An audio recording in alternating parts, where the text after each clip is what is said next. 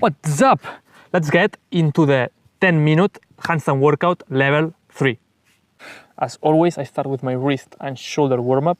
Now I will go straight to the handstand program, but you can find my warm-up on my free handstand program on the description down below, as well as the full workouts for the 1, 2, 3, and 4 series. Let's get started.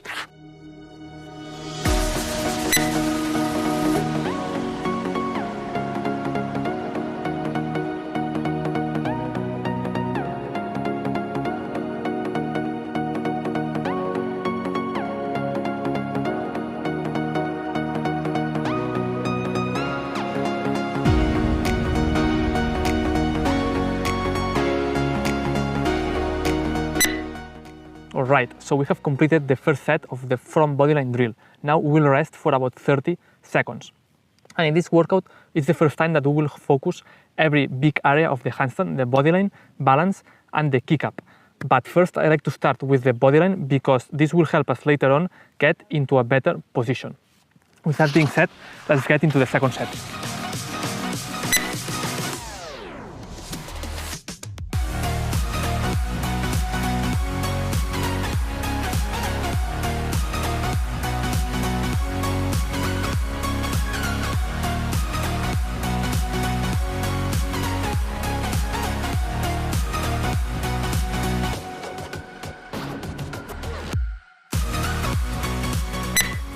Okay, we have now completed the bodyline exercise and we will get next into a chest to wall handstand. But here it's also a little bit like a bodyline exercise, so I want you to focus again in like squeezing your butt and lifting your belly button. But the most important thing here is to shrug your shoulders to have a stable handstand.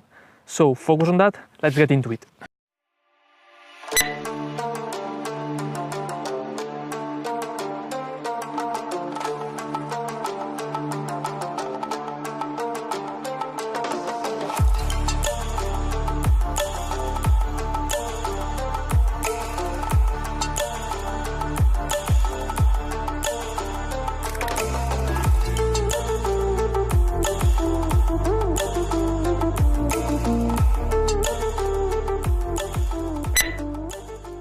Okay, so we finished a pretty intense exercise and now we are gonna rest for about a minute.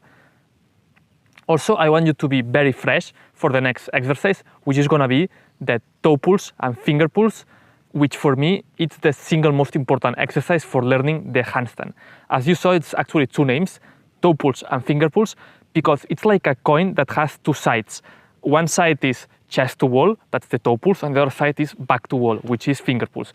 We will start first with toe pulls. So you will be going chest to wall, not exactly next to the wall. I want your hands to be about 15 centimeters or 6 inches away from the wall. The closer to the wall, the easier it's gonna be. And then I want you to separate one foot first away from the wall, and then you bring the trailing leg together, so you will be freestanding for the first time. And here the key is to ideally focus on moving your legs by just creating pressure with the heels of your hands, or on parallels, the side that will be virtually on the heels of your hands. And maybe you need to do the opposite, pressure with your fingers when your trailing leg is reaching the leading leg. Let's do it.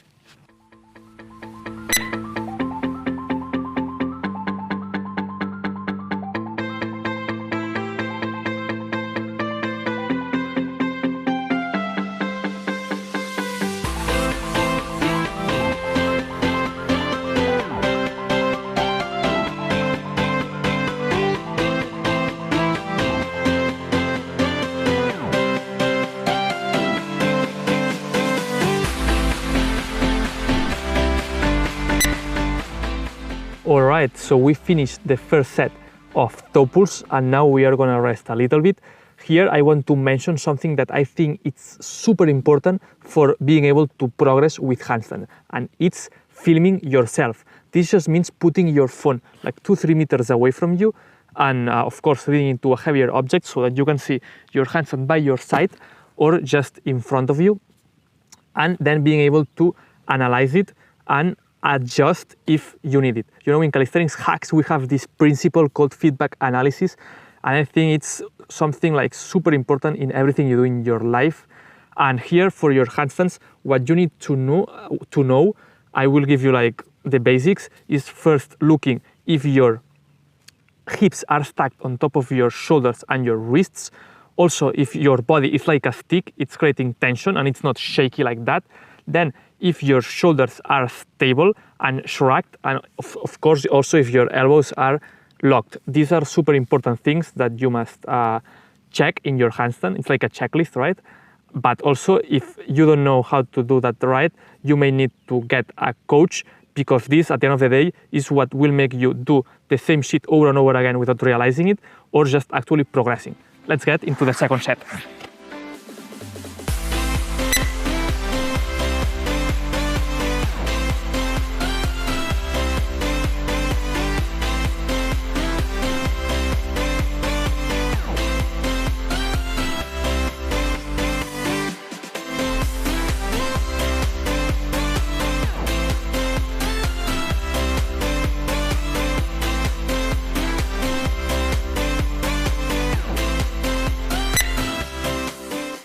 Alright, so we finished with the toe pulls. Now we are gonna do the finger pulls, which is almost the same, but with your back facing the wall. And I want you here to focus on creating pressure with the fingers, to think about that as separating your second leg from the wall. And maybe you need to do the opposite, create pressure with the heels of your hands for like counterbalancing and not fall to the other side.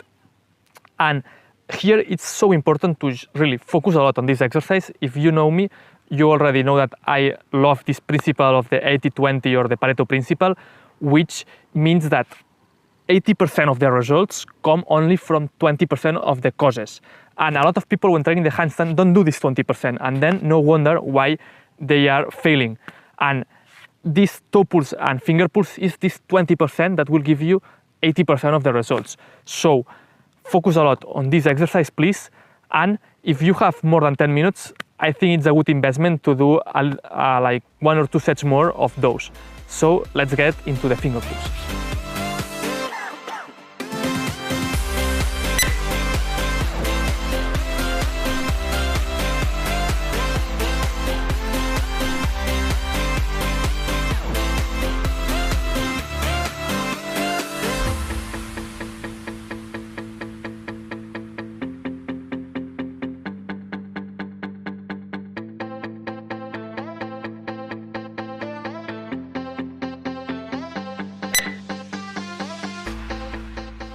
So we just finished the first set of finger pulls, and while we are resting, I want you to understand this principle of calisthenics hacks called signal and noise that I think is so important to really eliminate all these bad days and frustrations for the handstand, because the handstand at the end of the day is a lot of a psychological game, right?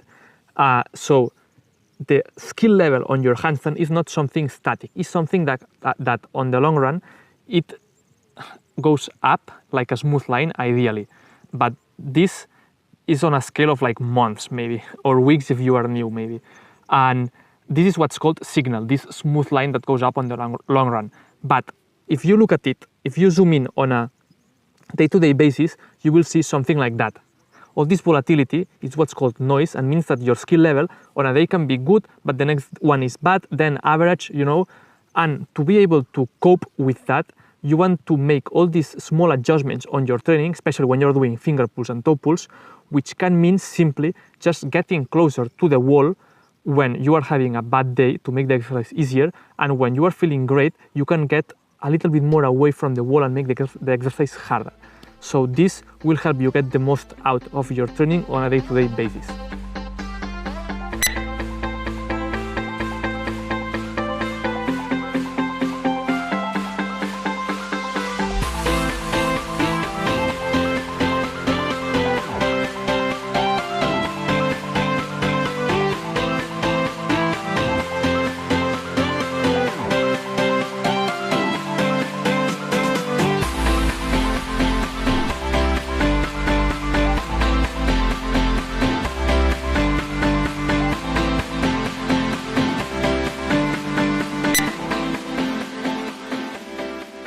Alright, so we finished the toe pulls and finger pulls, and now we are going to focus on the kick up. You know that I love this divide and conquer approach, and I consider the kick up as a component, smaller component of the handstand.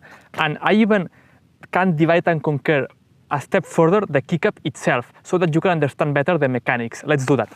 So for the kick up, the setup is the first thing that you need to have in mind. And you have to have your scapula protracted. You want to lean a little bit forward with your shoulders, so that when you then jump, you get back into with your shoulders on top of your wrists. Then I want you to, of course, lock your elbows, and your trailing leg has to be bent and your leading leg straight. And the most important thing actually is that when you jump, I want you to only bring your leading leg on top. Forget about the trailing leg for the moment. And the key is that when you think about jumping, about bringing your leg up, don't think about bringing your foot on the top. Just think about bringing your hips on top of your shoulders. This is so much important. I cannot stress out how important this is for mastering the kick up, and really focus on that, please.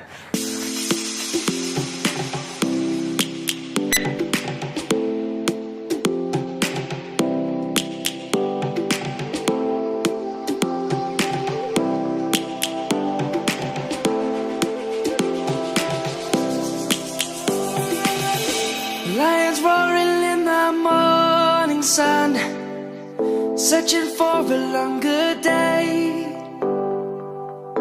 People feeling like the light has just come. We must never stop the way. Birds jumping and I hear my name, grasping into life. Life is happy but it's so insane. We must merely make a start. Savannah, I'm coming home. Savannah, we'll never be alone. Savannah, the beauty of the world. Savannah. Nice. So the workout is done. Remember that you can get this workout and all the other ones, plus the warm-up, from my free handstand program that's on the description down below. Also, you will get inside access to my VIP newsletter, where I give my best stuff. In fact, all my students that got a 30-second handstand started from there, so don't miss that. And remember that to complete this phase, you have to complete these two sub-goals. In calisthenics hacks, we have this principle of reverse engineering, and to accomplish a big goal, we want to map out the different steps to get there, and to complete this step, these sub-goals are to get a 10-second handstand from the toe pulls and finger pulls, from both. So 10 seconds from toe pulls and 10 seconds from finger pulls. And do the finger pulls and toe pulls, as we said before, by just separating one leg first from the wall and then bringing the second leg together. Also, don't forget to hit the like button, and if you haven't subscribed yet to this channel, I don't know what you're waiting for. I'll see you in the next video. Savannah, I'm coming home. Savannah, we'll never be alone. Savannah.